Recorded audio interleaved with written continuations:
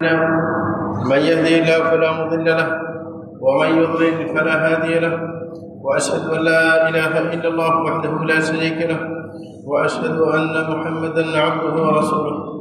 أما بعد فإن خير الحديث كتاب الله وخير الهدي هدي محمد صلى الله عليه وسلم وشر الأمور محدثاتها وكل محدثة بدعة وكل بدعة ضلالة.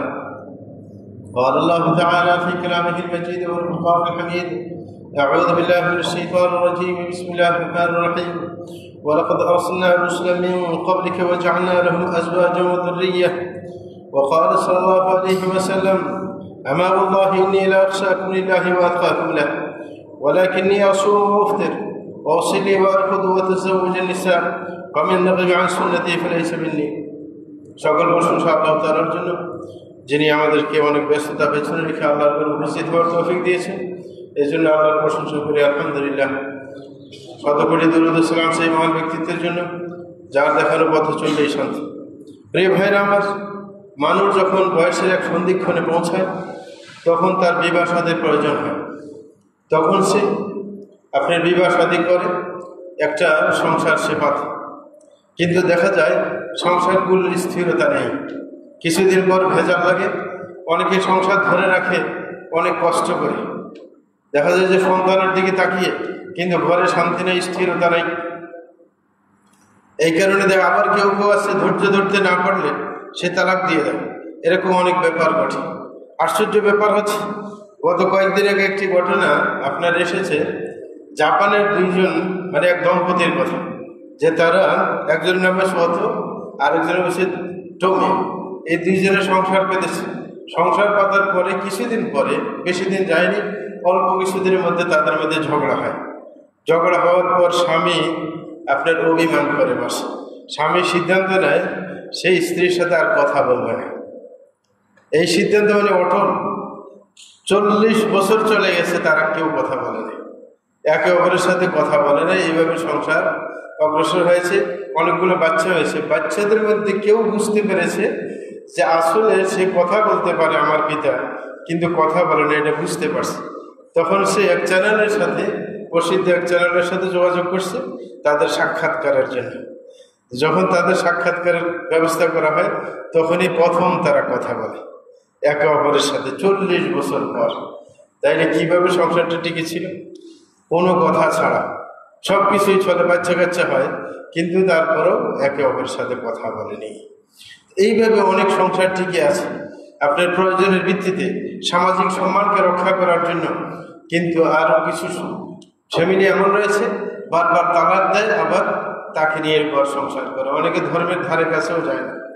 দেখা যায় যে বর্তমানে অনেক ফতুয়া এমন আসে, যে আপনার কিছুদিন আগে একজনে ফতুয়া জিজ্ঞাসা করলো, তার স্বামী কিছুদিন পর পর তালাক দেয়, 3টা 4টা যা মনে চায় দেয়। এইভাবে সে 12-14 বার তালাক দিয়েছে। তাদের সংসার চলছে। কোন একজন বলছে যে এইভাবে তো চলে না, আলেমদের শরণাপন্ন হতে হবে। তখন প্রশ্ন জিজ্ঞাসা করছে যে আমাদের সংসারে কি হয়? 3টা 4টা করে 12 বার তালাক দিচ্ছে, 1 বার 2 বার না। কোনোভাবে এটা তো টিকের কথা না। যদি আপনি 3 তালাককে 1 তালাক করে ধরা হয়, তারপরে তো শেষ, নাকি না? তারপরেও এদের কোনো চেতনা নেই, যে তালাকের কোনো গুরুত্বই নেই, যে তালাক দিলে যে সংসার টিকে না, এরকম চেতনাও নেই। তো সুতরাং আমাদের আপনার সাংসারিক যে স্থিরতা, কিভাবে সংসার স্থির থাকবে, সংসার আপনার ধ্বংস হয়ে যাবে না, বা এমন পরিস্থিতি সৃষ্টি হবে না যে দয়ার বশবর্তী হয় নিজের সম্মান টিকানোর জন্য টিকিয়ে রাখা হবে, অথচ সংসারের মধ্যে শান্তি নেই। একজন মানুষ কেন সংসার পাতায়? শরীয়তের দৃষ্টিতে মানসিক স্থিরতার জন্য। আল্লাহ জাল্লাহু বলেন, ওমিন আয়াতি আন খালাকা লাকুম মিন আনফুসিকুম আজওয়াজা লিতাসকুনু ইলাইহা ওয়া জাআলা বাইনাকুম মাওয়াদ্দাতান ওয়া রাহমাহ ইন্না ফি যালিকা লাআয়াতিন লিকাওমিন ইয়াতাফাক্কারুন। আল্লাহ জাল্লাহু বলছেন, আল্লাহর একটা বিশেষ নিদর্শন হয়েছে যে তিনি তোমাদের মধ্য থেকে তোমাদের স্ত্রীকে সৃষ্টি করেছেন যেন লিতাসকুনু ইলাইহা, যেন তাদের কাছে গিয়ে মনের প্রশান্তি অনুভব করতে পারে। তাইলে ঘর সংসার পাতানোর যে আপনার মনের মধ্যে একটু স্বস্তি অনুভব করা, প্রশান্তি অনুভব করা, যে আপনার জন্য একজন ব্যক্তি আপনার জন্য অপেক্ষা করবে। বাইরের যত ঝামেলা, সব ঝামেলা পোহানোর পরও আপনার একটা আস্থার জায়গা থেকে থাকে যে ঘরের মধ্যে গিয়ে একটু শান্তি পাবো, ঘরে আপনার জন্য কেউ অপেক্ষা করবে, যে আপনাকে শ্রদ্ধা সম্মান করবে, আপনাকে ভালোবাসবে, কিন্তু দেখা যায় যে সেটা আর হচ্ছে না। এই কারণে বিয়ে শাদীর তো প্রয়োজন রয়েছে, কারণ এই আম্বিয়া কেরামের সুন্নত। আল্লাহ নিজেই বলছেন ওয়ালাকাদ আরসালনা রাসূলাম মিন ক্বাবলিক, যে আমি আপনার পূর্বে অনেক রাসূল পাঠিয়েছি, ওয়া জাআলনা লাহুম আজওয়াজান ওয়া যুররিয়্যাহ, এবং আমি তাদেরকে অনেক স্ত্রীর ব্যবস্থা করে দিয়েছি, সন্তানের ব্যবস্থা করে দিয়েছি। তাইলে বিবাহ শাদী আম্বিয়া কেরামের সুন্নাহ। এবং রাসূল আকরাম সাল্লাল্লাহু আলাইহি ওয়াসাল্লাম নিজেও বলেছেন, আমা ওয়াল্লাহি ইন্নী লা আখশাকুম লিল্লাহি ওয়া আতকাকুম লাহু ওয়ালাকিন্নী আসুমু ওয়া আফতির ওয়া উসাল্লি ওয়া আরকুদ ওয়া আতাযাওয়াজু নিসা ফামান রাগিবা আন সুন্নতি ফালাইসা মিন্নী। একদা এক ঘটনার পর যে তিনজন ব্যক্তি যখন রাসূলের স্ত্রীর সাথে সাক্ষাৎ দিয়েছেন, রাসূলের ইবাদত সম্পর্কে জানতে চেয়েছেন, তখন তাদের এই ইবাদতগুলো হালকা মনে হয়েছে। তখন তাদের মধ্যে একজন প্রতিজ্ঞা করে বসেছে যে আমি আল্লাহর কসম আর বিয়ে শাদীতে লিপ্ত হব না, কারণ সময় নষ্ট হবে, ইবাদত করা সম্ভব হবে না। কিন্তু রাসূল আকরাম সাল্লাল্লাহু আলাইহি ওয়াসাল্লাম সেটা শোনার পর রাসূল রেগে আপনার সবাইকে উদ্দেশ্য করে বলেছিলেন, আল্লাহর কসম খেয়ে বলছি, ইন্নী লা আখশাকুম লিল্লাহি ওয়া আতকাকুম লাহু, আমি তোমাদের মধ্যে সবচাইতে আল্লাহকে বেশি ভয় পাই এবং আমি সবচাইতে বেশি মুত্তাকি বুজুর্গ। সুতরাং কেউ যদি বেশি বুজুর্গি দেখাতে যায়, বিয়ে শাদী না করে, এর বুজুর্গি হচ্ছে কাঁচা বুজুর্গি, মানে এই বুজুর্গের কোনো মূল্য নেই। কিন্তু ইতিহাসের মধ্যে সুফিবাদের ইতিহাসে এমন অনেক আছে যে বিবাহ ছাড়া থেকেছে। কারোর যদি চাহিদা না থাকে সেটা শুধু ভিন্ন কথা। কেউ ছিল এরকম, ইতিহাসের মধ্যে অনেক ওলামায়ে কেরাম গেছেন যে যারা বিবাহ শাদী করেন নাই, তারা প্রয়োজনীয়তা বোধ করেননি, এই জন্য বিবাহ করেননি, এরকম অনেকে গেছে। আপনার বিশেষ করে আব্দুল ফাত্তাহ আবু গুদ্দা, একজন আরব দেশের লেখক, তিনি একটা বই লিখেছেন আল উজ্জাব মিনাল উলামা, অথবা আল উলামা আল উজ্জাব নামে, যে যারা অবিবাহিত বিশ্বের প্রখ্যাত ওলামায়ে কেরাম, তাদের অনেকের কথা উল্লেখ করেছেন। এই না যে তারা নিজের বুজুর্গি জাহির করার জন্য বিয়ে করে না, বরং তারা এটার প্রয়োজনীয়তা বোধ করেননি, মানে তার মধ্যে ওরকম উৎসাহ ছিল না, এই কারণে বিয়ে শাদী থেকে বিরত ছিল। যাই হোক, রাসূল বলেছেন যে ওয়ালাকিন্নী আসুমু ওয়া আফতির, বরং আমি ভারসাম্যমান একজন ব্যক্তি, যে আমার মধ্যে ভারসাম্যতা আছে, যে চতুর্দিকে খেয়াল রেখে আমি চলি। আমি সিয়াম পালন করি, নফল সিয়াম, আবার সিয়াম পালন করি না কিছুদিন, আবার আমি রাত্রিবেলায় কিছু সময় সালাত আদায় করি, কিছু সময় ঘুমাই। সুতরাং ভারসাম্যপূর্ণ ব্যক্তি আমি। এবং আমি অনেকগুলো বিয়ে করেছি, ফামান রাগিবা আন সুন্নতি ফালাইসা মিন্নী। সুতরাং যে বিবাহ শাদী থেকে বিরাট ভাজন হবে, যে বিবাহ শাদী করতে চাইবেন ধার্মিকতার কারণে, তাইলে সে আমার উম্মত নয়। এবং এরকমভাবে শুধু এই হাদিসের কোরআনের আয়াতে শুধু শেষ নয়, বরং আল্লাহ জাল্লা শাআনহু কোরআন মাজিদের মধ্যে এবং হাদিসের মধ্যে বিবাহ শাদীর মধ্যে প্রতি উৎসাহিত করেছেন। রাসূল আকরাম সাল্লাল্লাহু আলাইহি ওয়াসাল্লাম হাদিসের মধ্যে বলেছেন, ইয়া মাশার শাবাব মান ইসতাতা মিনকুমুল বাআতা ফালিয়াতাযাওয়াজ ফাইন্নাহু আগাদ্দু লিল বসরি ওয়া আহসানুল ফারজ। বলেছেন, হে যুবকরা, যে তোমরা আপনার যদি কেউ সক্ষম হও তাহলে অবশ্যই তোমরা বিয়ে করো, কারণ বিয়ে করলে চোখে নিম্নগামী করে যায়, চোখের হেফাজত হয় এবং লজ্জাস্থানের হেফাজত হয়। যদি কেউ না পারে তাহলে ভিন্ন কথা। ওয়ামান লাম ইয়াস্তাতি ফালাইহি বিসওম, কেউ যদি বিয়ে করার সক্ষমতা না থাকে তাহলে সে সিয়াম পালন করে নিজকে কন্ট্রোল করবে, ফাইন্নাহু লাহু বিজা। তো সুতরাং আল্লাহ রাসূল সাল্লাল্লাহু আলাইহি ওয়াসাল্লাম বিবাহের প্রতি উৎসাহিত করেছেন। এবং বিবাহের ক্ষেত্রে যেই ফ্যামিলি আপনার স্থিতিশীলতার জন্য আল্লাহ রাসূল সাল্লাল্লাহু আলাইহি ওয়াসাল্লাম কিছু নির্দেশনা দিয়েছেন, যেন ফ্যামিলি স্থিতিশীল হয় এবং ফ্যামিলি পাতানোর আগে বিবাহ করার উদ্দেশ্য জানে। বর্তমানে অনেক ফ্যামিলি এমন রয়েছে যারা বিবাহের সঠিক উদ্দেশ্যটাও জানে না। সে মনে করে বড় হইলে বিয়ে করতে হয়, সংসার একটু বাঁধতে হয়, সন্তান লাগে, নিজের আপনার বংশধর ধরে রাখার জন্য। না, এটা নয়। আপনার বিবাহের উদ্দেশ্য আছে, রাসূলের উম্মত বাড়িয়ে দাও, আল্লাহর বান্দা দুনিয়াতে জন্ম দিয়ে তাদেরকে আল্লাহর বান্দা হিসেবে গড়ে তোলে। তাইলে রাসূলের উম্মত, খাঁটি উম্মত তৈরি করে এবং আল্লাহর খাঁটি বান্দা তৈরি করে আপনার দুনিয়া বিনির্মাণ করা হয়েছে আসল উদ্দেশ্য।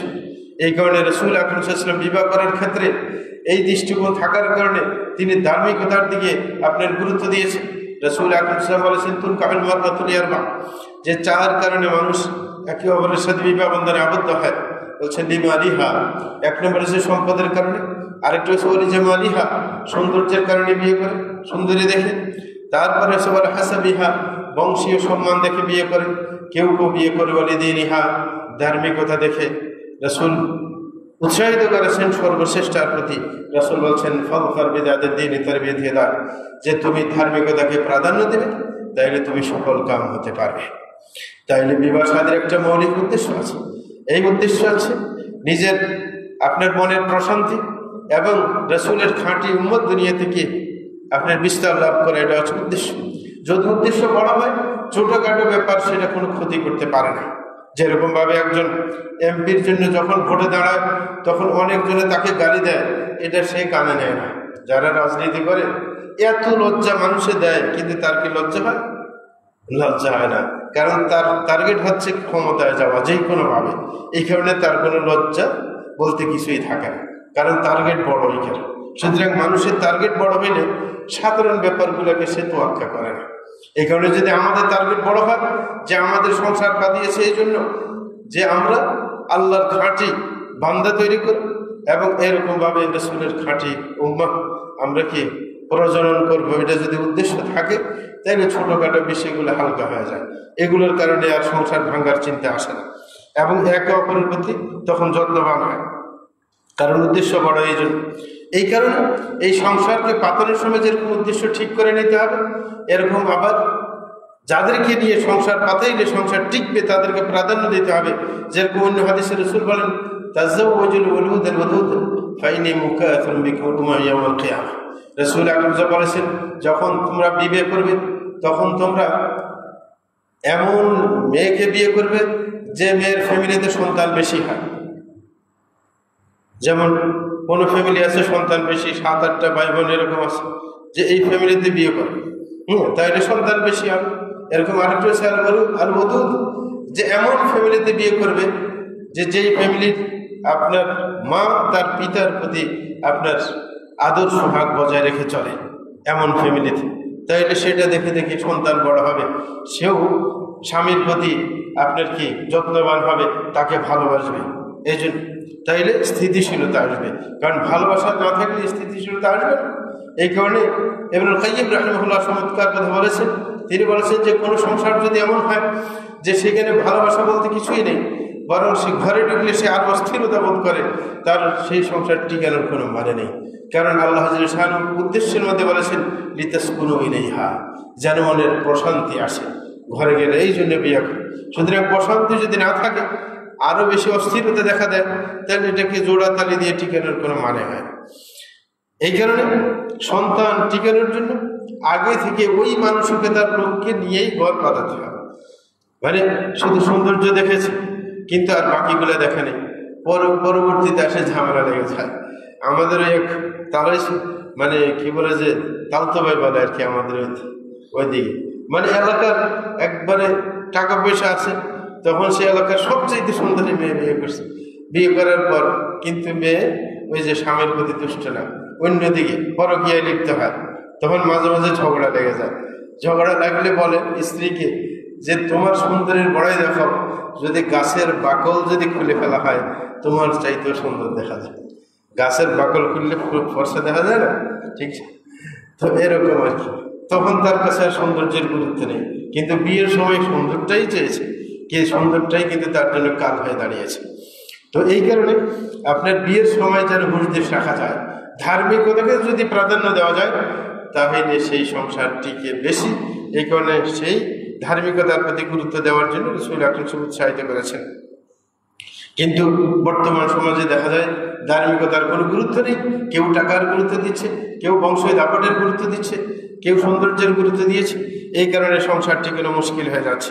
এই কারণে আমরা কিছু এমন বিষয় বলার চেষ্টা করব যেটা যদি রক্ষা করা যায় তাহলে ফ্যামিলি স্থিতিশীল হবে এবং একে অপরের সাথে দীর্ঘদিন বসবাস করতে আপনার উৎসাহী হবে। প্রিয় ভাইরা, সর্বপ্রথম যে জিনিসটা খেয়াল করতে হবে, যখন একটা সংসার যখন নতুনভাবে আপনি গড়ে ওঠে তখন সেই সংসারটা টিকানোর জন্য একে অপরের সাথে আপনার অঙ্গীকারবদ্ধ হতে হবে যে আমাদের জীবন যাপন চলবে শরীয়তের ভিত্তিতে। যে শরীয়ত বাস্তবায়নটা আমাদের মূল উদ্দেশ্য হবে, এটা বাসর রাত্রিতেই বলতে হবে আপনার। কারণ বাসর রাত্রি পুরুষের জন্য যদি গুরুত্বপূর্ণ না, মেয়েদের জন্য খুবই গুরুত্বপূর্ণ। মেয়েরা কিন্তু বাসর রাত্রের কথাগুলো মনে রাখে। এই কারণে সেই রাত্রিতে অবশ্যই একে অপরকে বলবে যে আমাদের মাঝে সম্পর্ক হবে দ্বীনের, এবং যেই কোনো সমস্যা ঘটবে এটার ফয়সালা হবে দ্বীনের ভিত্তিতে, যে আমরা অঙ্গীকারবদ্ধ হব যে সর্বদা আমরা দ্বীন পালন করব, একে অপরকে দ্বীন পালনে সহযোগিতা করব। এই অঙ্গীকার প্রথম থেকেই একে অপরের থেকে নিতে হবে, এবং সর্বদা ধর্মের উপর চলার জন্য একে অপরকে সহযোগিতা করতে হবে। কারণ আল্লাহর আনুগত্য না থাকলে আল্লাহ কখনো শান্তি দিবেন না। আপনি যদি কারোর সাথে দুরাচার করেন, কারোর সাথে যদি আপনার বেয়াদবি করেন, যদি তার কোনো শক্তি ক্ষমতা থাকে, আপনাকে শান্তিতে থাকতে দেবে? কোশ্চিনকালেও থাকতে দেবে না। সুতরাং দুইজনে ঘর পাতানোর পর যদি দুইজনেই আল্লাহর বিরুদ্ধাচারী হন, তাইলে আল্লাহ কি আপনাকে শান্তি দিবে? এত সহজ না, এত সহজ না, কোশ্চিনকালেও না। বরং আল্লাহ জাল্লাহু সর্বপ্রথম একজন ব্যক্তিকে লাঞ্ছিত করেন ঘরের মধ্যেই। এই কারণে ইবনুল কাইয়্যিম রাহমাতুল্লাহ আলাইহি বলেছেন যে একজন ব্যক্তি যখন আল্লাহর নাফরমানি করে, তখন সর্বপ্রথম আল্লাহ যে প্রতিশোধ দেন সেটা হচ্ছে ফ্যামিলির মাধ্যমে, যে ফ্যামিলিকে তার বিরক্ত ভাজন করে দেন। এটা হচ্ছে আল্লাহর নিয়ম। এই কারণে তিনি কয়েকটা ঘটনা উল্লেখ করেছেন। ঘটনার মধ্যে একদিন উল্লেখ করেছেন যে একজন ব্যক্তি, সে আপনার স্বর্ণকার, স্বর্ণ বানায়। তো একজন মহিলা আসছে, সুন্দরী মহিলা এসে তার কাছে আংটি বানাইতে দিচ্ছে। তার আংটি বানানো শেষ নিতে আসছে, তখন ওই মহিলা একটু খারাপ টাইপের আর কি, সেই মহিলা বলতেছে আংটিটা আমার হাতে পরিয়ে দাও। তখন বেচারা এমনি ধার্মিক মানুষ, কিন্তু যখন বলছে যে আমাকে পরিয়ে দাও, তখন সে তার হাত ধরেছে, লজ্জাবশত তারপর আংটি পরিয়ে দিয়েছে। এটা তো সে আর ঘরে যে বলে নাই, মানে সে মনে মনে রেখেছে। কিন্তু ঘরের মধ্যে যাওয়ার পর যখন একটু স্থিতিশীল হয়েছে, তখন তার স্ত্রী তাকে বলতেছে যে তুমি কি জানো যে আজকে একটা অঘটন ঘটে গেছে? বলে যে কি অঘটন ঘটছে? বলে যে আমাদের যে কাজের ছেলে আছে না, এরা তো মানে আমাদের কাছে 10-15 বছর আসে, কিন্তু কখনো তো এরকম উল্টা কাজ করতে দেখি নাই। আজকে হঠাৎ করে আমার কাছ থেকে একটা সামান নিতে আসছে, বাইরে কাজে যাবে, সে হঠাৎ করে আমার হাত ধরে ফেলছে। তখন এটা বলার সাথে সাথে ও বলে যে আচ্ছা বুঝছি, আমি আজকে এক মহিলার হাত ধরেছিলাম, মানে এটার প্রতিশোধ নেওয়া হয়েছে আমার পক্ষ থেকে। তাইলে সর্বপ্রথম আপনি যখন আল্লাহর বিরুদ্ধে আচরণ করবেন, আপনার ঘরে আপনার বিরুদ্ধে আচরণ চলবে। আপনার স্ত্রী আপনার কথা শুনবে না, আপনার ছেলে আপনার কথা শুনবে না, আপনার মেয়ে আপনার কথা শুনবে না। আল্লাহ দেখাতে চাচ্ছেন যে আমি তোমাকে সৃষ্টি করার পর তুমি যদি আমার কথা না শুনো, যাদেরকে নিয়ে তুমি শান্তি কামনা করতে চাও তাদেরকে দিয়ে তোমার শান্তি হবে না। এই কারণে সবচেয়ে বেশি মানুষ যারা আল্লাহ বিরোধী, তারা সবচেয়ে বেশি নিজের ফ্যামিলির কাছে লাঞ্ছিত হয়।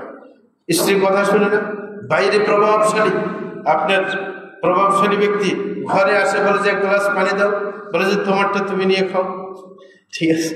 বাইরে দাপটওয়ালা ডক্টর, মন্ত্রী মিনিস্টার, কিন্তু উল্টা পাল্টা করলে যদি খ্যাতবোধ করতে পারলে করবো না, তোমারটা তুমি করে খাও। যদি ধমক দেয় তখন সেও ধমক দেয় যে তুমি কত উল্টা পাল্টা করছো, এগুলো যদি আমি সাংবাদিক সম্মেলন করে বলে দেয় তাহলে তোমার এই দেশে আর থাকা লাগবে না। মানে হুমকি দিয়ে তাকে নিষ্ঠ করে, কারণ সে খারাপ। কিন্তু সে যদি ভালো হইতো, পাক্কা মানুষ হইতো, তাহলে তো হুমকি দেওয়ার কথা ছিল না, বরং সে আরো বেশি খ্যাতবোধে উৎসাহী হতো। যে এরকম পুরুষ পাওয়া মুশকিল, যে এরকম পুরুষের সাথে বেয়াদবি করলে সে বদদুয়া দিবে, পরকাল আমাকে জবাবদিহি করতে হবে। এই কারণে জামিলা হযরত সাবিত ইবনে কাইস রাদিয়াল্লাহু তাআলার স্ত্রী। সাবিত ইবনে কাইস ছিলেন রাসূল আকরাম সাল্লাল্লাহু আলাইহি ওয়াসাল্লামের খতিব, খতিব রাসূলুল্লাহ সাল্লাল্লাহু আলাইহি ওয়াসাল্লাম বলা হতো যে রাসূল আকরাম সাল্লাল্লাহু আলাইহি ওয়াসাল্লাম কোথাও কোনো ধর্মীয় ব্যাপারে আলোচনার জন্য পাঠাইলে ওনাকে পাঠাইতেন, ভালো বক্তব্য দিতে পারতেন। কিন্তু আপনার খাটো মানুষ ছিল, এত সুবর্ণের ছিল না। তো জামিলা খুবই সুন্দরী। আব্দুল্লাহ ইবনে উবাই ইবনে সালুলের আপনার কি বোন, তাহলে মুনাফিকের বংশ। তো সে তারপরেও তাদের মধ্যে দিয়ানতদারি ছিল।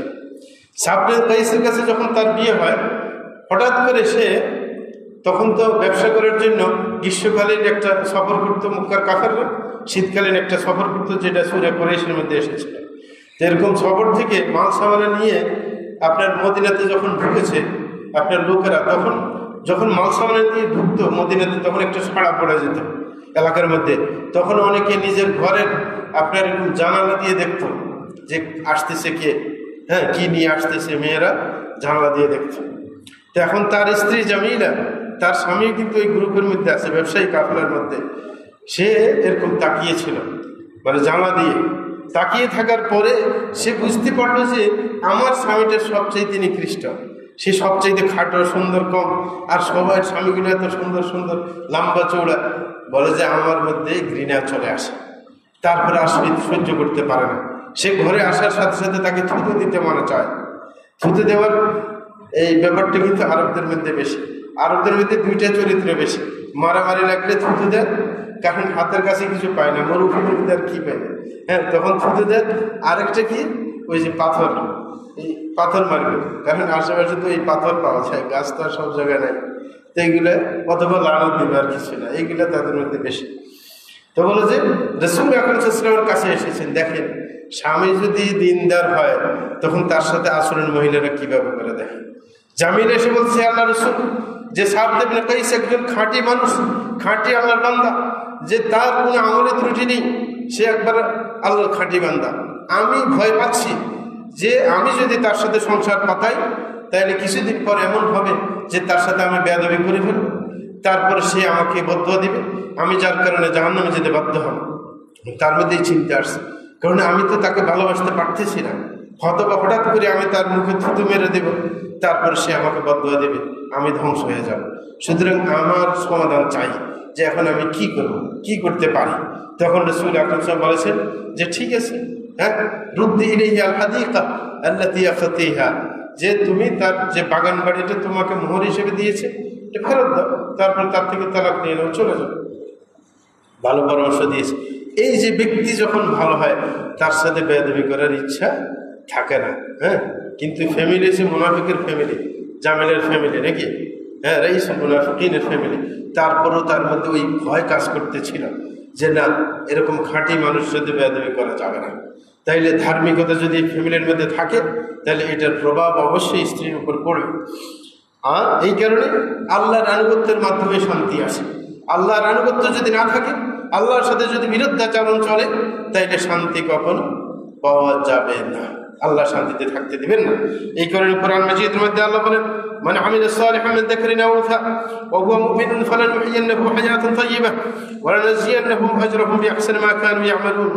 সূরা নাহলের মধ্যে আল্লাহ জাল্লাল্লাহু আলাইহি বলছেন, যেই ব্যক্তি পুরুষ হোক মহিলা হোক যদি নেক আমল করে এবং তার ঈমান খাঁটি থাকে, তাহলে আমি তাকে পবিত্র জীবন যাপন করার ব্যবস্থা করে দেব, তাহলে তার জীবনটা পবিত্র হবে। এবং ওয়ালানাজিয়াহুম আজরাহুম বিআহসানি মা কানু ইয়ামালুন, এবং সে যেই আমল করে তার চাইতে আরো উত্তম প্রতিদান তাকে দেব। তাইলে পবিত্র জীবন যাপনের মূল কি বলা হয়েছে? আপনার এই খাঁটি ঈমান এবং নেক আমল যদি কেউ করে তাহলে তাকে পবিত্র জীবন যাপন করার সুযোগ দেবেন। তাইলে মূল ভিত্তি কি, জীবনের প্রশান্তির ভিত্তি কি দাঁড় করানো হয়েছে? ঈমান ও আমল। ঈমান আমল করলে তাইলে আপনার জীবন যাপনটা সুন্দর হবে। এবং এটার চমৎকার রূপ ফুটে ওঠে যদি স্বামী স্ত্রীর মধ্যে ধার্মিকতা থাকে, তাহলে এটা এই ভালোবাসাটা যে জন্মে সেটা ফুটে উঠে রাসূলের এক কথা থেকে। রাসূল একবার বলেছিলেন, রাহিমাল্লাহু রাজুলান কামা মিনাল লাইলি ফাসাল্লা ওয়া আইকাযা ইমরাতাহু ফাসাল্লাত ফাইনাবাত রাশা ফি ওয়াজহিল মা। রাহিমাল্লাহু ইমরাআ কামাত মিনাল লাইলি ফাসাল্লাত ওয়া আইকাযাত যাওজাহা ফাসাল্লা ফাইন আবা রাশা ফি ওয়াজহিল মা। রাসূল আকরাম সাল্লাল্লাহু আলাইহি ওয়াসাল্লাম বলেছেন, ওই ব্যক্তিকে আল্লাহ দয়া করুন যে ব্যক্তি রাত্রিবেলায় তাহাজ্জুদের সময় সে ঘুম থেকে উঠেছে অথবা সে সালাত আদায় করেছে এবং পরবর্তীতে নিজের স্ত্রীকে সালাত আদায় করেছে, তাইলে ভালো। বলে যে যদি তার স্ত্রী উঠতে না চায় তাইলে তার চেহারার মধ্যে পানি মারবে। কি করবে? পানি মারবে যেন উঠে যায়, কারণ পানি ছিটে দিলে তখন উঠবে না। কিন্তু এটা কিসের ভিত্তিতে হয়? ভালোবাসার ভিত্তিতে। যদি সম্পর্ক খারাপ তখন ইবাদতের কাজে একে অপরকে উৎসাহিত করলে সে কখনো খেপে না, রাগ করে না, বরং তার যে সত্যিকার ভালোবাসা তাদের মধ্যে আল্লাহ তৈরি করে দেন, সেই ভালোবাসার কারণে সে বরং উৎসাহিত হয়। সে কে আরো শুকরিয়া আদায় করে যে তুমি আমাকে সহযোগিতা করেছো তাহাজ্জুদ পড়ার জন্য।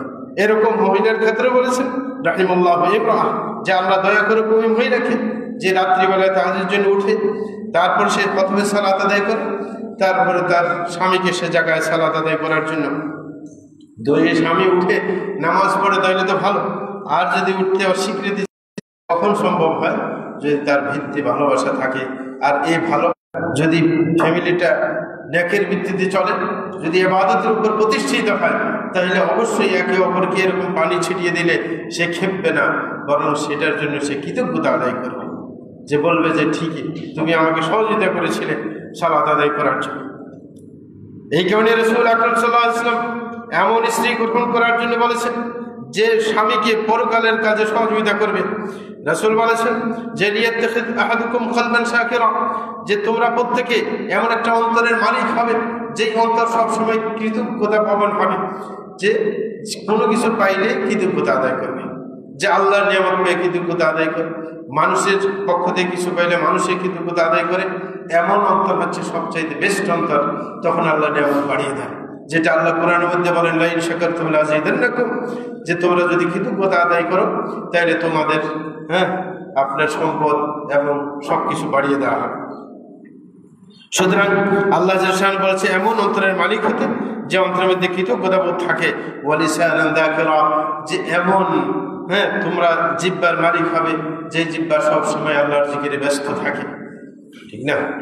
লিয়াকুল লিসানাকা রাতবান বিযিকরিল্লাহ, রাসূল বলেছেন যেন তোমার জিহ্বাটা সবসময় ভেজা থাকে কি আল্লাহর জিকিরে। এই কারণে বলা হয়েছে সবসময় যেন জিকিরাতান তুঈনু আহাদাকুম আলা আমরিল আখিরাহ, যে এমন স্ত্রী গ্রহণ করবে, এমন ঈমানদার মহিলা যে তোমাকে পরকালের কাজে সহযোগিতা করবে। এটার জন্য দোয়া করতে হবে এবং ওরকম মেয়ে চয়ন করতে হবে। কিন্তু আপনি অজাগা চয়ন করলে হবে? অনেকে বলে অনেক চেষ্টা তো করেছি কিন্তু নেককার মেয়ে তো মিলাইতে পারি নাই। আপনি ঘটক একটা এলাকার মধ্যে যে ঘটক, তাকে বললে কি নেককার মেয়ে খুঁজে দিবে? সে নেককার চিনবে কোথায় থেকে? যারা নেককার মানুষ তাদের কাছে খুঁজতে হবে। একজন দিনদার মানুষকে, একজন যোগ্য আলেমকে বলতে হবে যে আপনার এরকম পরিচিত কেউ আছে একজন নেককার মানুষ। যারা নেককার তারা তো নেককারকে চিনে নাকি?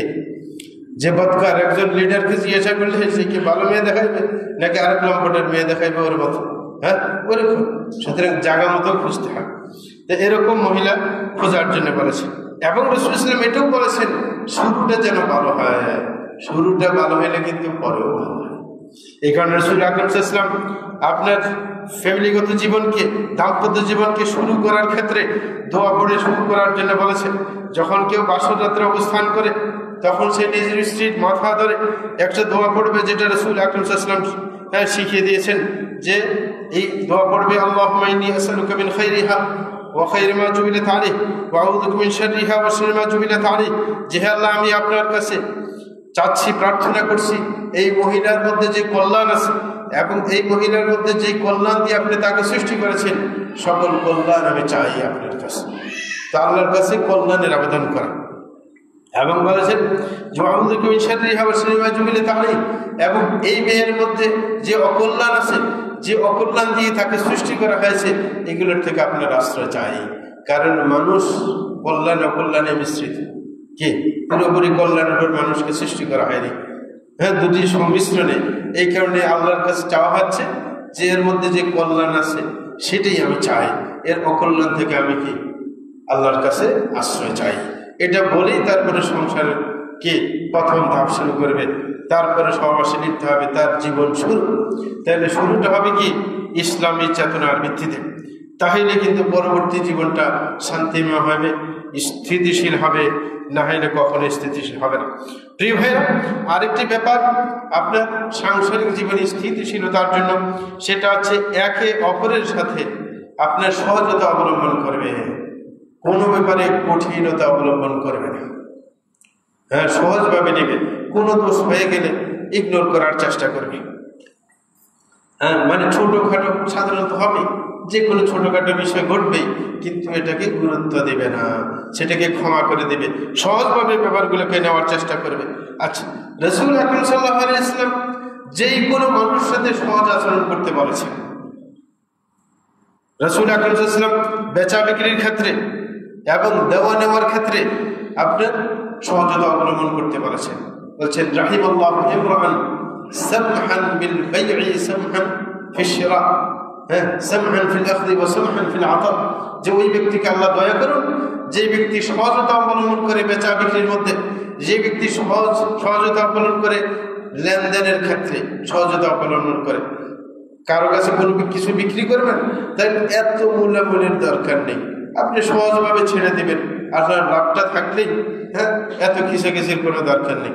কিনতে গেলেও এত মূল্যতে যাবেন না, পুরো বাজার চষে বেড়ায়, তখন ওই দোকানদার ওকে চিনে ফেলে, তখন দোকানদার আর গুরুত্ব দেয় না, বরং অনেক দোকানদার বিরক্ত হয়ে তার থেকে বেশি চায়, যেন সে বিরক্ত হয়ে বাইরে যায়, জানে যে ও কিনবে না।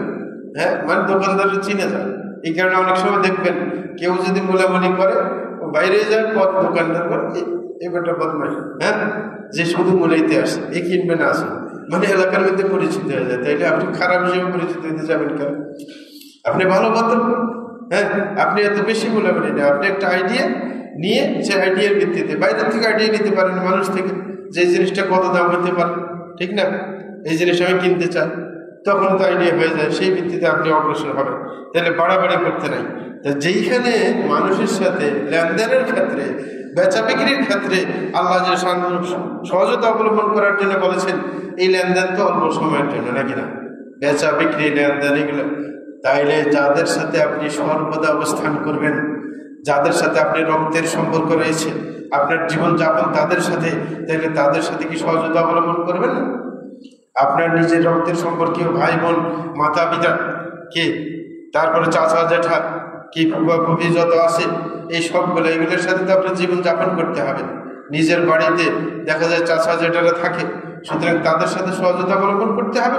নিজের ভাইদের সাথে দেখা যায় কয়েক ভাই মিলে এক বাড়িতে থাকে, তাইলে তাদের সাথে সহজতা অবলম্বন করতে হবে না? নাকি তাদের সাথে আপনি হটকারিতে দেখাবেন? তাহলে তো শান্তি পাবেন না। তাহলে যেখানে বেচা বিক্রি অল্প সময়ের জন্য, তারপর আপনার সহজতা অবলম্বন করতে বলা হয়েছে, তাহলে যাদের সাথে আপনি দীর্ঘদিন অবস্থান করবেন, তাদের সাথে তো অবশ্যই ভালো আচরণ করবেন। তার চাইতে বেশি অবস্থান করতে হবে স্ত্রীর সাথে, নাকি না? বাইরে তো বাইরে, কিন্তু যার সাথে গড়ে থাকবেন, একসাথে থাকবেন, তার সাথে হটকারিতা কেন দেখাবেন? সে কোনো একটা দোষ করলে আপনি খেপে যাবেন, তাকে মারতে যাবেন, সেটা কেন হবে? হ্যাঁ, তার মারহানি করবেন, গালাগালি করবেন, তাইলে তো আপনার জীবনযাপন কি সুন্দর হবে? তখন সে আপনার চরিত্র বুঝিয়ে যাবে, তখন আপনার, হ্যাঁ, আপনার ব্যাপারে তার অন্তরের মধ্যে কোনো কি থাকবে না, শ্রদ্ধাবোধ থাকবে না, যে লোকটা খারাপ। তো সুতরাং নিজের স্ত্রীর সাথেও সহজতা অবলম্বন করতে হবে।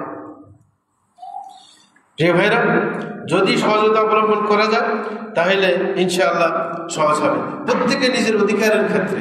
কারণ প্রথমে তো আপনার বিবাহ শাদীর পর তার আগে থেকে কার কি অধিকার এটা জানতে হবে। অনেক অধিকারও জানে না, অনধিকার চর্চা করে, অনধিকার চর্চা করে, বাধ্য করে নিজের স্ত্রীকে ভাইয়ের খেদমত করার জন্য, বোনের খেদমত করার জন্য বাধ্য করা হয়। এরকম অনেকে আছে, আর ওদের খেদমত করতে সে বাধ্য না, বরং উৎসাহিত করবে। কে? নিজের মাতা পিতার কি খেদমত করা, তাদের সেবা শুশ্রূষা করা, সবকিছু এটার জন্য তাকে উৎসাহিত করবে, তাকে পুরস্কৃত করবে, তার সক্রিয় আদায় করবে যে তুমি আমার মাতা পিতার প্রতি খেয়াল রাখতেছ, ধন্যবাদ, তোমার মতো মেয়ে হয় না। কারণ এগুলো তো সে করতে আসলে বাধ্য ছিল না, নাকি? যে আপনার অনেকের দেখা যায় যে মা বাপকেও শয্যাশায়ী, সে দীর্ঘদিন থেকে শুয়ে আছে, উঠতে পারে না। অনেকে আছে যে খেদমত করে যাচ্ছে, অনেক মেয়ে ভদ্র মহিলা হইলে। আর না হইলে আপনি উৎসাহিত করবেন যে যদি তুমি এই বয়স্ক লোকটার খেদমত করতে পারো, তাহলে তাদের দোয়া পাবে তুমি, যে তুমি যদি এক সময় বয়স্ক হয়ে যাও, তাহলে তোমার খেদমত মানুষে করবে। নাকি এইভাবে উৎসাহিত করতে হবে, নাকি বাধ্য করতে হবে? না, বাধ্য করা যাবে না। বরং এই কারণে আপনি তাকে অন্য সুবিধা দেবেন। যখন এক সুবিধা বাড়তে নিতে চান, অন্য সুবিধা আপনি দিবেন তাকে, তাহলে তার প্রতি সহজ থাকবেন। কিন্তু অনেক আছে না, কোনো সুবিধা দিতে চায় না, বাড়তি কাজ নেওয়ার জন্য চাপ সৃষ্টি করে, যে ঘরে থাকলে এগুলো করতেই হবে, বাধ্যতামূলক, যে আমার পুরো ফ্যামিলি যত মানুষ আছে তাদের খেদমত করতে হবে। দেখা যায় যে ঘরে এক নম্বর বউ, তাইলে পুরো ফ্যামিলি সব সামলাইতে হয় তাকে। তাইলে যখন সে এত বেশি কাজ তার উপর চাপিয়ে দেওয়া হয়েছে, তার সাথে তো একটু নম্র আচরণ করতে হবে, তার প্রতি সম্মান দেখাতে হবে, কৃতজ্ঞতা আদায় করতে হবে, তাইলে না সে তার কাজ চালিয়ে যাবে, সে তখন উৎসাহ বোধ করবে। এই কারণে নিজের অধিকারের ক্ষেত্রে যদি সম্মানের সাথে, হ্যাঁ, আপনি স্থিরতার সাথে যদি আমরা ফ্যামিলিকে টিকে রাখতে চাই, তাহলে নিজের অধিকার যা আছে তার মধ্যে যতটুকু পাই সন্তুষ্ট থাকবো। চাপিয়ে আপনার অধিকার নিতে চাইব না। কেউ অধিকার দিতে না চাইলে আপনি চাপাচাপি করে অধিকার নিতে পারা যায় না। হ্যাঁ, বরং নিজে সামলিয়ে চলবে, যে যতটুকু পাওয়া যায় ততটুকু। যদি আপসের মধ্যে বুঝিয়ে সুঝিয়ে নেওয়া যায় সেটাই ভালো, নাহলে চাপাইলে কিন্তু কাজ হবে না। বরং নিজে যেটা আপনার কাছ থেকে সে যে অধিকার পাবে সে অধিকার পুরো দিয়ে দেবেন, যে সে আমার কাছে যে অধিকার পাবে আমি দিয়ে দেব। তারপরে আমি আল্লাহর কাছে আশা করব যে সে যেন আমার অধিকারটা দিয়ে দেয়। যদি অধিকারের কোনো ব্যাঘাত ঘটে, যে স্ত্রী হিসেবে আপনি তার অধিকার আদায় করছেন, কিন্তু স্বামী হিসেবে সে তার অধিকার আদায় করছে না, তাকে বুঝাইবেন। যদি না বুঝে শেষ পর্যন্ত আল্লাহর কাছে বলবেন যে আল্লাহ তার মনকে নরম করে দাও যেন আমার অধিকারগুলো সে আদায় করতে পারে। হ্যাঁ, আল্লাহর কাছে দোয়া করবেন। তখনই কি ফ্যামিলির মধ্যে আপনার স্থিতিশীলতা আসবে এবং সব সময় ধৈর্য অবলম্বন করবে, ধৈর্যের সাথে চলবে।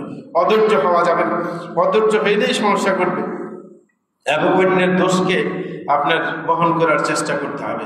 ছোট খাটো দোষের প্রতি তাকানো যাবে না এবং সব সময় তার মধ্যে যে ভালোটা আছে সেটাকে আপনার দেখে নিজকে ধৈর্য অবলম্বনকারী হিসেবে গড়ে তুলতে হবে।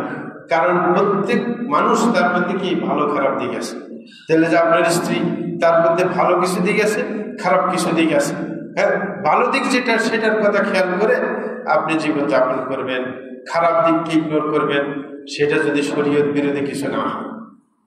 যে অনেকে আছে দেখা যায় যে মেজাজি, মহিলা মেজাজি, কিন্তু দেখা যায় আবার মেজাজি হওয়া সত্ত্বেও স্বামীর প্রতি বেশি শ্রদ্ধাবান। এরকম আমার জীবনে দেখেছি। আমি হাফরুল যখন ছিলাম, এখানে 2-1 ভাই চিনে যাবেন, নাম বললে এখানে বলবো না। হাফরুল একজন ব্যক্তি ছিল ধনী লোক, সে এখন মাদ্রাসা দিয়েছে এক জায়গায়। আপনার তার স্ত্রী এত যে বদমেজাজি ছিল, আমার যখন ফ্যামিলি ছিল মাঝে মাঝে একসাথে এদিক ওদিক বেড়াতে যেত, রাস্তাঘাটে মানে তাকে এমন ভাবে গালি দিত যে গাদা ঘোড়া, পশু কুকুর, মানে যা মানে আসে তাই বলে মানুষের সামনে নিজের স্বামীকে। তারপর দেখা যায় সংসার ভালোই চলছে। তা আমি একদিন বললাম যে ভাইজান, যে আপনার স্ত্রী রাস্তাঘাটে আপনাকে যেভাবে অসম্মান করে, আবার সংসার টিকে কিভাবে? আমার ব্যাপারে এরকম করলে তো আমার দ্বারা সম্ভব ছিল না। বলে যে না, তার মধ্যে গুণ আছে। কি গুণ? বলে যে যেদিন আমাকে গালাগালি করে না, গালাগালি করে বাসায় চলে গেলে, আমি কাজে চলে যাই, বাসায় আসি দেখে যে সে অনেক আইটেম খানা রেডি করে সাইজে গুছিয়ে একেবারে আমার জন্য অপেক্ষা করতে থাকে চেয়ারে বসে, যে কখন আমি আসবো, আসলে সে আমাকে ওইভাবে অভিবাদন জানাবে। তাহলে এই যে ভালো দিক আছে, তো বলে যে ওটা দেখলে আর মনের সব দুঃখ কষ্ট চলে যায়। তাইলে একজন মহিলার মধ্যে ভালো কিছু দিক থাকে, খারাপ দিক থাকে। তাইলে আপনি ভালো দিকের প্রতি খেয়াল রেখে আর খারাপ যেই চরিত্র আছে সেটাকে ইগনোর করবেন, মেনে নেবেন যে সব মানুষের মধ্যে সব ভালো একসাথে পাওয়া যায় না। আর এটাই রাসূল আকরাম সাল্লাল্লাহু আলাইহি ওয়াসাল্লাম শিক্ষা দিয়েছেন, লা ইয়াফরাক মুমিনুন মুমিনা ইন কারিহা মিনহা খুলুকান রাদিয়া মিনহা আখার। মুসলিমের হাদিস, রাসূল বলছেন কোন মুমিন পুরুষ মুমিন মহিলার সাথে সম্পর্ক নষ্ট করে ফেলবে না এবং তার উপর কঠিনভাবে বিরূপভাজন হতে যাবে না। যদি তার কোনো চরিত্র তার খারাপ লাগে, তাইলে তার মধ্যে আরেকটা গুণ আছে অবশ্যই, যেটাতে সে সন্তুষ্ট হতে পারে। তাইলে তার একটা খারাপ দিক দেখে তাকে একবার ইগনোর করবে না, তাকে ঘৃণা করার চেষ্টা করবে না, অন্য ভালোটা দেখে তার ব্যাপারে ধৈর্য ধারণ করবে। আস্তাগফিরুল্লাহ লি ওয়া লাকুম ওয়া লিসাইরিল মুসলিমিন ইন্নাহু হুয়াল গফুরুর রহিম।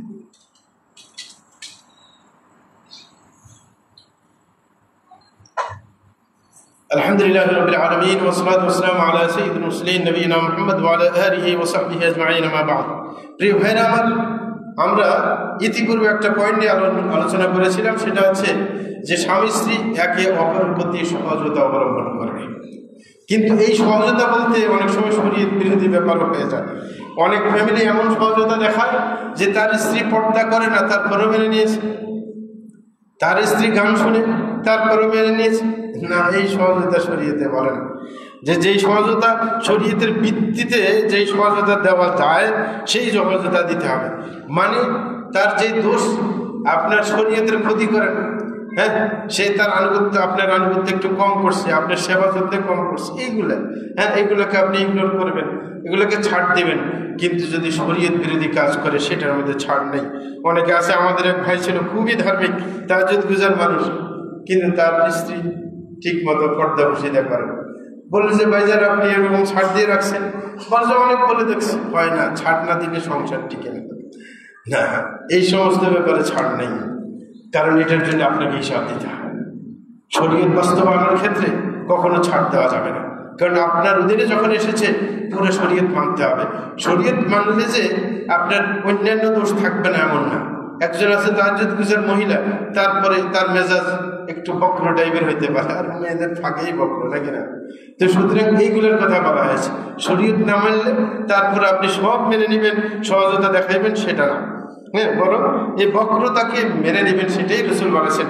রাসূল হাদিসের মধ্যে বলেন, ইন্নাল মারআতা খুলিকাত মিন দিরআ ওয়ালান তাসতাকিমা লাক আলা তরিকা ফাইন ইসতামতা'তা বিহা ইসতামতা'তা বিহা ওয়া বিহা আইওয়াজ ওয়া ইন যাহাবতা তুকিমাহা কাসরতাহা ওয়া কাসরুহা তালাকুহা। মুসলিমের হাদিস। রাসূল আকরাম সাল্লাল্লাহু আলাইহি ওয়াসাল্লাম বলেছেন যে মহিলাদেরকে তৈরি করা হয়েছে আপনার বুকের সেই হাড় থেকে। মানুষের বুকের যে হাড় দুই দিক থেকে আসে, এগুলো কিন্তু বাঁকা হয়, নাকি বাঁকা হয় না? আপনি যখন গরু ছাগলের খুঁড়লে দেখেন না, বুকের সাইডটা বাঁকা হাড়, এগুলো হ্যাঁ এই বাঁকা হাড় থেকে তৈরি করা হয়েছে। রাসূল বলতেছিলেন, ওয়ালান তাসতাকিমা লাকা আলা তরিকা, অর্থাৎ তার গঠনটাই যেন বক্র হাড় থেকে তাকে গঠন করা হয়েছে, সুতরাং কোশ্চিন কালেও সে সোজা হবে না।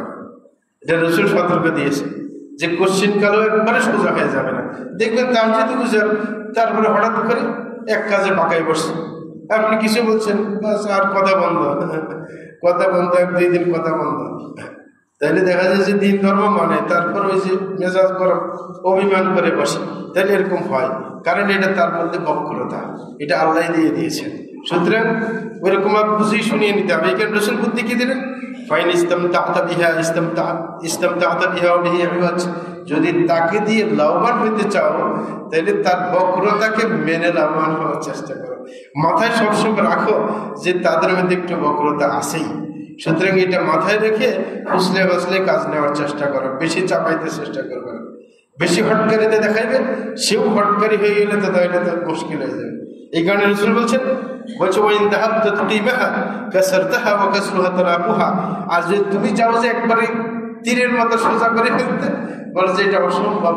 কোন মহিলা একবারে খাঁটি সোজা হয়ে যাবে না, যেটা অসম্ভব। তুমি বলবে যে একবার সোজা হইতে হবে আমার কাছে থাকলে, এটা সোজা কোশ্চেন কালো হবে না, কারণ তার মধ্যে আসলেই বক্রতা আল্লাহ দিয়ে সৃষ্টি করেছেন। তাইলে বলে যে সোজা একবারে সোজা করতে যাবে না, বরং বক্রতা নিয়ে জীবন যাপন করবে। আল্লাহ রাসূল বলছেন, যদি সোজা করতে চাও তাহলে ভেঙ্গে যাবে, আর ভেঙ্গে যাওয়া মানে তালাক দিয়ে দেওয়া, কারণ একবারে সে সোজা হবে না। তাইলে ওইটা মানসিকতা নিয়েই জীবন যাপন করতে হবে। তাইলে যখন এটা বুঝতে পেরেছি, তাইলে বুঝে সহজ যে এই কারণে বক্রতা যখন তাদের মাঝে আসে, তাইলে মাঝে মাঝে মান অভিমান হবে, নাকি হবে না? অবশ্যই হবে। আর এটা না থাকলে, একাধারে চলতে থাকলে আবার ভালো লাগে না, মাঝে মাঝে মান অভিমান হওয়াও লাগে। হ্যাঁ, আল্লাহ এইভাবে সৃষ্টি করেছে।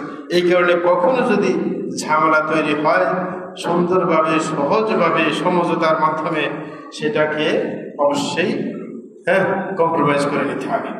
যদি কোনো ঝামেলা হয়, যেটার উৎকৃষ্ট প্রমাণ রাসূল আকরাম সাল্লাল্লাহু আলাইহি ওয়াসাল্লাম তার স্ত্রীর সাথে, হযরত সাউদার সাথে যেটা করেছিলেন। রাসূল আকরাম সাল্লাল্লাহু আলাইহি ওয়াসাল্লাম যখন হযরত সাউদা সবসময় অসুস্থ থাকেন, যখন তাকে বলেছেন আমি তোমাকে তালাক দিয়ে দেব, যে তোমার দ্বারা আমার খেদমত হয় না, তখন সে বলেছিল যে আমাকে তালাক দেওয়ার দরকার নেই, বরং আপনি আমাকে কোনো খরচ দেবেন না, আমার কাছে থাকতেও হবে না, আপনি আমার রাত্রিটা হযরত আয়েশার কাছে থাকবেন, কারণ ওকে আপনি বেশি ভালোবাসেন। তাহলে 2 রাত তো থাকা সম্ভব না, আমাকে বউ রাখলে আমি 1 রাত আমার বাগে আছে, ওটা আপনাকে দিয়ে দিলাম, তাইলে আয়েশার কাছে 2 রাত হয়ে গেল, তাহলে আপনার লাভ হয়ে গেল। তখন রাসূল খুশি হয়ে বলছে ঠিক আছে থাক। তাইলে সমঝোতা, এটার নাম কি? সমঝোতা। যে আপনি পুরোপুরি চাইবেন, তারপরে সংসার টিকবেন না। যদি আপনার মধ্যে কোনো সাইডে ঘাটতি থাকে, তখন পুরুষকে এরকম ছাড় দিতে হবে যে আমি তোমাকে ছাড় দিলাম, ঠিক না? এরকম যারা করতে পারে তার আপনার টিকিয়ে। আমি আমার এক ছাত্রের, আপনার ভাইয়ের ভাবির কথা, সে আমাকে বলছিল, আমাদের এক ছাত্র বলছে আমার ভাই চট্টগ্রামে, যে আমার ভাই অনেক লম্বা লম্বা, একবারে সুন্দর, টল ফিগার, একবারে মিশরীদের মতো, ফর্সা, লম্বা, শিক্ষিত মানুষ, কিন্তু তার স্ত্রী হচ্ছে খাটো, কালো। সে আবার খুবই মেধাবী, চট্টগ্রাম ইউনিভার্সিটি ইংলিশে এমএ করছে। তাকে আপনার ব্ল্যাক ডায়মন্ড শিক্ষকরা ডাক দিচ্ছে, ব্ল্যাক ডায়মন্ড বলে মেয়েটাকে। ওর ফ্যামিলি সবাই তো খারাপ, মানে সবসময় ফার্স্ট ক্লাসের মধ্যে, এরকম। বিয়ে করছে, তখন সে কিন্তু ইউনিভার্সিটির টিচার, মানে মহিলাটা ইউনিভার্সিটির টিচার, আর চিটাং কলেজের টিচার হয়েছে তার স্বামী। তাইলে স্থানের মধ্যে বেশ কম আছে, সম্মানের মধ্যে। ইউনিভার্সিটির টিচার আর একটা কলেজের টিচার বেশ কম না? আর সে হচ্ছে একটা ইতিহাসের টিচার, আর হয়েছে ইংলিশের টিচার। ইংলিশের টিচার এমনি গুরুত্ব থাকে। কিন্তু সে যখন বুঝতে পারছে যে আমার মধ্যে ঘাটতি আছে, আমি সুন্দরী কম, কে আমি খাটো, এই কারণে তাকে বলে যে প্রচুর সম্মান দেয়। যখন বেতন পায় সাথে সাথে স্বামীকে আনে দিয়ে দেয়। হ্যাঁ, আবার মাঝে মাঝে বলে যে তুমি কি রাগ করো, আমি তো তোমার সাথে মানানসই হই নাই, তুমি নিজের বন্ধু বান্ধবের কাছে আমাকে নিয়ে গর্ব করতে পারো না, হ্যাঁ, সুতরাং তোমার মন খারাপ থাকে, তুমি মন খারাপ করে না, আল্লাহ এরকম ভাবে আমাদের জোড়া মিলিয়ে দিয়েছে। মানে সে তার দুর্বলতা বুঝতে পারে, যার কারণে তার সকল বেতন নিয়ে স্বামীকে দিয়ে দেয় যে তোমার ইচ্ছে মতো খরচ করো, হ্যাঁ, তারপরে আমার সাথে আমার উপর সন্তুষ্ট থাকো। মানে সে নিজের দুর্বলতা বুঝে ওইভাবে ম্যানেজ করে। হ্যাঁ, বলে যে কোনো কিছুদিন পরে গিফট নিয়ে আসবে, টাকা নিয়ে আসবে, এটা করে মানে সংসার সুন্দরভাবে টিকেছে। তাই এটা হচ্ছে বুদ্ধিমতী মহিলা। সে বুঝতে পারছে যে আমার কারণে সে লজ্জিত হয়, কারণ দেখা যায় তার এইখানে আসে বেচারা যখন স্ত্রীকে নিয়ে হাঁটে তার বগলের নিচে আসে, মানে বেমানান দেখায়। তখন সে বুঝতে পারছে যে তার বন্ধু বান্ধবের কাছে সে অবশ্যই লজ্জিত হয়, ঠিক না? তো নিজের দুর্বলতা বুঝতে পেরে ওইভাবে কম্প্রোমাইজ করে নিয়েছে। এই কারণে সংসার সুন্দর চলতেছে। হ্যাঁ, এবং সে জানে যে সে মেধাবী, এই কারণে তার মেয়েরাও ছেলেরাও মেধাবী। হ্যাঁ, সবগুলো তুফার মেধা। যে পিচ্ছি থাকতে ইংলিশে কথা বলে, ছোট 3-4 বছর বয়সের বাচ্চা দেখা যাচ্ছে ইংলিশ কথা বলতে পারতেছে। হ্যাঁ, কারণ এই যে মা ইংলিশ ভালো জানে এই জন্য। তো সুতরাং প্রত্যেকে সমস্যা হইলে বা কারোর দেখা যায় যে লাভে লস মিলিয়ে নেওয়ার চেষ্টা করতে হবে। সমঝোতা করা ছাড়া সংসারে শান্তি আসে না। এইভাবে যদি করে নেওয়া যায় তাইলে কখনো আপনার সংসার ভেঙে পড়বে না, সংসার টিকবে ইনশাআল্লাহ। এই ভাইরা আমার, যেটা বলতেছিলাম যে একজন মানুষ যদি সমস্যা আসে, অনেকে হুলস্থুলভাবে সিদ্ধান্ত নিতে চায়। সমস্যা আসলে অবশ্যই ধৈর্য ধরতে হবে।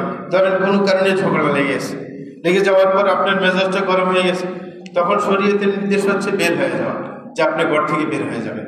কারণ তখন তর্কাতর্কি করতে গেলে শেষ পর্যন্ত আপনার একটা ঝামেলা লেগে যাবে। যেরকম রাসূল আকরাম সাল্লাল্লাহু আলাইহি ওয়াসাল্লাম একবার আপনার ঘরে আসছেন, আপনার হযরত ফাতেমার ঘরে আসছিলেন ওর সাথে সাক্ষাৎ করতে, আসে দেখেন যে কে স্বামী নাই, মানে আলী ঘরে নাই। তখন রাসূল বলছেন যে তোমার চাচাতো ভাই কোথায় গেছে? তখন বলছে যে সে তো ঘর থেকে রাগ করে বের হয়ে গেছে। তারপরে এক সাহাবীকে পাঠাইলেন, দেখলেন যে মসজিদের মধ্যে শুয়ে আছে। রাসূল গেলেন, গিয়ে দেখলেন বাহুর মধ্যে বালু লাগে আছে। তখন রাসূল ইসলাম ঝাড়ে টেড়ে দিয়ে বললেন, কুম ইয়া আবা তুরাব, যে আপনার কি বল বালিযুক্ত ব্যক্তি, তুমি দাঁড়াও। আবু তুরাব মানে কি? তুরাব মানে মাটি আর কি, মানে গায়ের মধ্যে মাটি লেগে গেছে, এই কারণে আবু তুরাব নাম দিলেন আর কি। দাঁড়াইতে বললেন। তাইলে নিয়ম কি ছিল? হযরত আলী কি করছেন? যখন দুইজনের মধ্যে মানবীয় হয়েছে, রাগারাগি হয়েছে, সাথে সাথে বাইরে গেছে। দেখলেন যে কথা যত বাড়বে ততই সমস্যার সৃষ্টি হবে, একসময় তালাকের পর্যায়ে চলে আসবে। এই কারণে বুদ্ধিমানের কাজ হচ্ছে হুলস্থুল সিদ্ধান্ত নেওয়া যাবে না। মেজাজ গরম হলে আপনি পাশ কেটে চলে যাবেন, কখনো কঠিন সিদ্ধান্তে যাবেন না। অথবা যদি কোনো ঝামেলা হয়, মহিলা তাড়াতাড়ি তালাক চায়। কয়েকদিন আগে দেখছেন আপনার টিভির মধ্যে আসছে, এক মহিলা তার স্বামীকে মেরে তাকে তালাক দিয়ে দিচ্ছে, নাকি দেখেন না কেউ দেখছিলেন? তাহলে এই দুরবস্থা না, আপনার হুট করে সিদ্ধান্ত নেওয়া যাবে না। আর আমাদের দেশে আরেকটা সমস্যা কি, আমাদের কিন্তু কাবিন নেওয়ার মধ্যে কিন্তু অনুমতি নেওয়া থাকে তালাকের মহিলাদের। অনেকে এটার খেয়াল করে না, এটা খুবই সতর্ক। একটা অপশনের মধ্যে আছে, লেখা থাকে, কাজীরা লিখে রাখে, স্বামী স্ত্রী যদি বরাবরই না হয়, খোরপোশ দিতে অস্বীকৃতি জানায়, এটা সেটা লিখে বলে, তাহলে স্ত্রী তার নিজের নফসকে তালাক দেওয়ার অধিকার রাখে। ওইটা লেখা রাখে, বনিবেনের নামিতে স্ত্রী নিজকে তালাক দিতে পারে, স্বামীকে তো তালাক দেওয়া যায় না, নিজকে নিজে তালাক দিতে পারে। তো এই হিসেবে এখন আপনি অধিকার দিলে মেজাজ গরম হয়ে যদি সে তালাক দিয়ে দেয় নিজকে, তাহলে তো তালাক হয়ে যাবে। অনেকের খবর নাই, এই কারণে কাবিন নামাটা চেক করবেন আগে। নতুন করে বিয়ে করতে চাইলে ওইখানে লিখবেন যে কাজী সাহেবকে বলবেন লেখার সময় লিখবেন যে স্বামী স্ত্রী বনাবনি যে তুমি যা মনে চাই লেখো, লাস্টে লিখবে কি যে যদি বনাবনি না হয় তাইলে উভয় পক্ষের 2 জন করে 4 জনের কি সর্বসম্মতিক্রমে স্ত্রী তার নফসকে তালাক দিতে পারে। তাইলে উভয় পক্ষের 2 জন করে 4 জন একমত হইতে হবে, তাইলে সে নিজকে তালাক দিতে পারবে। আর হে যদি হের বংশের লোকের হাত করে ফেলতে পারে, আপনার বংশের লোকেরা তো হাত করতে পারবে না, কি তো এগুলো তো আপনার পক্ষে দেখবে, তাইলে তার নিজকে নিজে তালাক দেওয়া তার জন্য ডিফিকাল্ট হয়ে যাবে। কিন্তু যে আপনি কোনো শর্ত দেন নাই, শুধু বলছে যে বনিবনা না হইলে সে নিজকে নিজে তালাক দিতে পারে, তাহলে তালাক দিয়ে দিলে তো কাজ হয়ে যাবে। হে যদি উকিলের কাছে যে নোটিশ পাঠিয়ে দেয় তালাকের, কাজ হয়ে যাবে। অনেকে মনে করে স্বামী কি স্ত্রী তালাক দিতে পারে, নিজকে নিজে তালাক দিতে পারে, পারে যদি আগে অধিকার দেওয়া থাকে। আপনার তো খবর নেই যে অধিকার দিয়ে আসেন কিনা নাই। এই কারণে সবাই যারা বিয়ে করছেন তো করছেনই, যারা বিয়ে করেন নাই ওই যে বিয়ের সময় খেয়াল রাখবেন যে ওটা লিখে নেবেন যেন ভেজাল না হয়। বিশেষ করে যদি একটু নিজের চাইতে একটু ভালো টাইপের বিয়ে করেন তখন আরো সতর্ক থাকা দরকার, ঠিক না? তখন আরো ভালো করে মজবুত করে লিখে নেবেন। এই বুদ্ধিটা হয়েছে আশরাফ আলী থানভী রাহিমাহুল্লাহ, তিনি এই বুদ্ধিটা দিয়েছিলেন যে উভয় পক্ষের 2 জন করে 4 জনের সর্বসম্মতিক্রমে, এই বুদ্ধিটা এখানে আপনাদেরকে দিলাম। এটা দিলে তখন আর সহজ না, তালাক দিতে পারবে না, আর না দিলে সেই ইচ্ছা করলে তালাক দিতে পারবে। যাই হোক, আরেকটা হচ্ছে যে কোনো কারণে আপনি আপনার পছন্দ নিয়ে বিয়ে করছেন, একসময় ভালো লেগেছে, অনেকের এরকম হয় না, আপনি নিজেই পছন্দ করে বিয়ে করলেন, কিছুদিন পরে আর ভালো লাগে না, এখন কি হবে? এই যখন ভালো লাগে না তখন ধৈর্য ধরতে হবে। হয়তোবা আল্লাহ জানো এটার মধ্যে কল্যাণ রেখেছেন, হয়তোবা ধৈর্য ধরলে আপনার এই ঘর থেকে এমন সন্তান জন্ম নেবে যে আপনার চেহারাকে উজ্জ্বল করবে। এরকম হইতে পারে? অবশ্যই হইতে পারে। হযরত ইমাম আহমদ রাহিমাহুল্লাহ যখন বিয়ের বয়স হয়েছে, তার খালাকে বলছিল, তার পিতা তো ছোটকালেই মারা গেছে, তার খালাকে বলছিল যে আমার জন্য মেয়ে দেখো। তখন তার খালা মেয়ে দেখে আসছে, মেয়ে দেখে আসে বললেন যে 2টা মেয়ের সন্তান আমি পাইছি, একটা সুন্দরী আছে, এমনি নামাজ কালাম পড়ে, কোনো অসুবিধা নেই, কিন্তু এত তাহাজ্জুদের প্রতি, নফল নামাজের প্রতি এত গুরুত্ব নাই, বেশি ধর্মকর্ম মানে না, চলনসই, কিন্তু সুন্দরী আছে, ভালো লম্বা চড়ে আছে। আরেকটা মেয়ে পাইছে, খুবই দিনদার, কিন্তু সে কালো। এখন তোমার কোনটা ভালো লাগে? উনি বললেন ওই কালো যেটা দিনদার সেটাই আমার, সেটা আমি বিয়ে করব। তো উনি বিয়ে করছেন, সংসার টিকছে। এই ঘর থেকে ওনার ছেলে জন্ম নিয়েছেন আব্দুল্লাহ, ইমাম আহমদের ছেলে, যিনি তার সমস্ত বর্ণনা তিনি বর্ণনা করেছেন, তার সঠিক স্থলাভিষিক্ত হইতে পেরেছেন। তাইলে ওইভাবে আপনি যদি মেনে নেন যে কোনোভাবে ব্যতিক্রম হয়ে গেছে, কিছুদিন পরে ভালো লাগে না, আপনি অবশ্যই খেয়াল করবেন যে না, ধৈর্য ধরে, তাইলে আল্লাহ হয়তোবা আমার এই ঘর থেকে এমন সন্তান আল্লাহ কি জন্ম দেবেন যেগুলো আমার চেহারাকে উজ্জ্বল করবে, নাকি না? ওরকম খেয়াল করা যায়, কারণ আল্লাহ এটাই বলছেন কোরআনের মধ্যে, ওয়াশিরুহুন্না বিল মা'রুফ ফাইন কারিহতুমুহুন্না ফাসা আন তাকরাহু শাইআ ওয়া ইয়াজআলুল্লাহু ফীহি খায়রান কাসীরা। আল্লাহ জাল্লাহু শানহু বলেন, স্ত্রীদের সাথে তোমরা ভালো আচরণ করবে, যদি তাদেরকে অপছন্দ হয় তাইলে হইতে পারে যে তুমি যেটা অপছন্দ করছো আল্লাহ জাল্লাহু শানহু তাতে অনেক কল্যাণ রেখেছে। তুমি অপছন্দ করছো কিন্তু এটার মধ্যে কল্যাণ আছে, সেই কল্যাণের চিন্তা করে ধৈর্য ধারণ করার চেষ্টা করে। আরেকটা ব্যাপার বলছিলাম সহজতা অবলম্বন করতে, কিন্তু সহজতা মানে এমন না যে আপনি আরেকজনের উল্টা কাজ করতে থাকবে আপনি চোখ বন্ধ করে মেনে নেবেন যে না, এটা হতে পারে না। অনেকে আছে স্বামী দূরাচার করে, অনেক মহিলা মেনে নেয়, স্বামী পরকীয়া করে, স্বামী খারাপ ছবি দেখে, এটা করে সেটা করে, না, উল্টা পাল্টা কাজ করে। অনেক মেয়ে তো এমন খারাপ, স্বামীর চাহিদা পূরণ করার জন্য মেয়ে ব্যবস্থা করে দেয়, এমনও আমাদের কানে আসছে। অনেক মেয়ে এরকম ফতুয়া জিজ্ঞাসা করছে, যে আমার বান্ধবী এরকম করে যে স্বামীকে খুশি রাখার জন্য অন্য মেয়ে আয়োজন করে দেয়, ব্যবস্থা করে দেয়। না, এরকম আপনার সহজতা মানে এটা না, শরীয়ত বিরোধী কাজ করে তাকে খুশি করবেন, এটার কোনো সুযোগ শরীয়তে নেই। বরং আপনার সাধ্য মতো একে অপরের অধিকার রক্ষা করা এবং কারোর ছোটখাটো ভুল হইলে সেটাকে আপনার কি করা, ক্ষমা করে দেওয়া, সেটার প্রতি গুরুত্ব দেওয়া হয়েছে। কিন্তু মুনকারকে মানা যাবে না, আপনার ঘরে ওষুধ কাজ চলতে থাকবে, আপনার স্বামী পরকীয়া করবে বা আপনার স্ত্রী পরকীয়ার সাথে লিপ্ত হবে, আপনি চোখ বন্ধ করে যাবেন, মনে করবেন বর্তমান যুগে এরকম চলে না। কিছুদিন আগে এক সেনার সদস্য মানে কাঁদে ফেলেছে। আমি চট্টগ্রাম গেছিলাম খুতবা দিতে, বেচারা কাঁদতে কাঁদতে শেষ। তার স্ত্রী টিকটক করে, অন্য ছেলেদের সাথে পরকীয়া করে। সে আপনার কি করলো, বিচার দায়ের করলো, কারণ সেনাবাহিনীদের ওদের উপরস্থ কর্মকর্তাদের কাছে বিচার দায়ের করতে হয়। বিচার দায়ের করছে, বলছে কি করছে, টিকটক করছে, বলছে এটা তো স্বাভাবিক, এটা এই যুগে চলেই। মানে কোনো গুরুত্বই দিল না, বরং টাকার ধমকি দিয়ে দিয়েছে যে আর দ্বিতীয়বার এর বিরুদ্ধে নালিশ করবে না। পরে তো ওই মেয়ের আরো আস্কার পেয়ে গেছে, এখন তো সে অন্যদের সাথে দেদারসে চলতেছে, দেখতেছে ও তো আমার কিছু করতে পারবে না, আর অফিসদের সাথে খাতির রাখতেছে, যোগাযোগ রাখতেছে। বেচারার মানে দুর্বিষয় হয়ে গেছে। দুইটা মেয়ে আছে, আর মেয়েগুলোকে ওইভাবে কবজা করে ফেলছে, কারণ মেয়ে তো মায়ের কথা শুনবে। মানে তার কান্না দেখলে মানে নিজেরও ব্যথা লাগে, বলতেছে আমার কিচ্ছু করে নাই। এখন যদি আমি বলেছে দাঁড়িয়ে রাখতে পারতেছি না, দাঁড়িয়ে রাখতে গেলেও পারমিশন লাগে, তারপরে আবার এখানে বউ নিয়ে থাকতে হয়, মানে তালাক দিতে পারতেছি না, নইলে আমার চাকরি শেষ হয়ে যাবে। তখন বললাম যে তোমার এখন পথ ভালো, চাকরি ছেড়ে দেবে, নেই তো শান্তি পাবে না, একটু তালাক দিয়ে দেবে, চাকরি গেলে গেলে, থাকলে থাকলে, হ্যাঁ কিছু করেন। তো এখানে অশান্তি নিয়ে তো আজীবন কাটা যাবে না। তো কিন্তু ওই যে বাধ্য করে অফিসাররা, যেগুলো বর্তমান যুগে স্বাভাবিক, এগুলো বাধা দিলে তুমি তো টিকবে কিভাবে? না, এটা হইতে পারে না। শরীয়ত বিরোধী কোনো কাজকে চলতে দেওয়া যাবে না। অনেকে নিজের সন্তানরা শরীয়ত বিরোধী অনেক কিছু চায়, কিন্তু সে দেয়।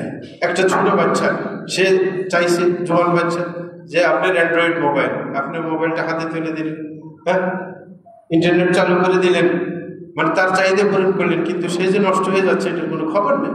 আপনি তার এরকম ভুল সিদ্ধান্ত, ভুল চাহিদা পালন করবেন কেন? না আপনি বললেন তুমি একটা বাটন মোবাইল, আর বেশি কিছু ব্যবহার করতে পারবে না, শুধু যোগাযোগ রক্ষা করার জন্য, বাস। আর এটাও না দিতে পারলে তারপরে ভালো, কারণ একটা দিয়ে অভ্যাস করলে আর একটু কি সামনে অগ্রসর হতে চাইবে, ঠিক না? তো এটাই, আপনি তার অবৈধ চাহিদা কখনো পূরণ করতে পারেন না। দেখা যায় যে সন্তান মধ্যে মেয়ে আসে, এমন পোশাক নিয়ে আসলো যেটা পর্দার খেলা, আসলে না? অনেকে দেখেছে অনেক মহিলা যে নিজের মেয়ের জন্য এমন পোশাক কিনে যেটা পর্দা রক্ষা পায় না, আপনি সেটা মেনে নিতে পারেন না। আপনি অবশ্যই সেটার বিরুদ্ধে যাবেন, সেটা কখনো মেনে নেবেন না। তাইলে হালাল হারাম এগুলো অবশ্যই খেয়াল রাখতে হবে, যে আপনার ফ্যামিলির জন্য লাভজনক না ক্ষতিকর, সব কিছু আপনার খেয়াল রাখতে হবে। আপনার তরবিয়তের বহির্ভূত নাকি আপনার পক্ষে, সেটা খেয়াল রাখতে হবে।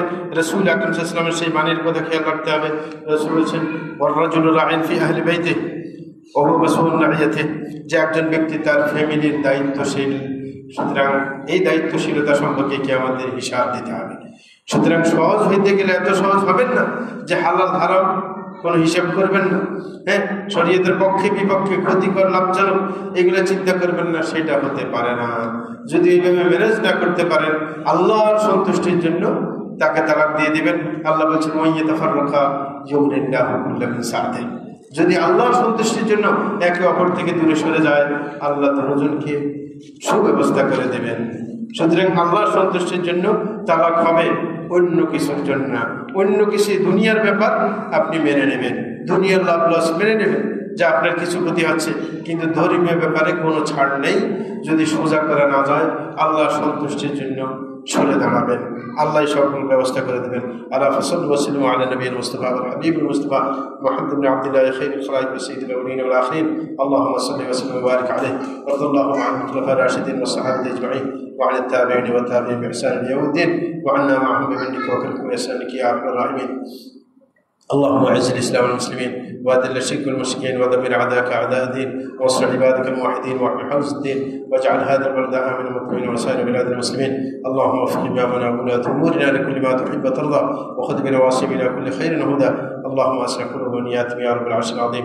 اللهم انا نسالك الجنه وما قضي من قول عمل ونعوذ بك من النار وما قضى بها من قول عمل ونسالك ان تجعل كل قضاء قضيته لنا خير يا رب العرش العظيم. وصلى الله على نبينا محمد وعلى آله وصحبه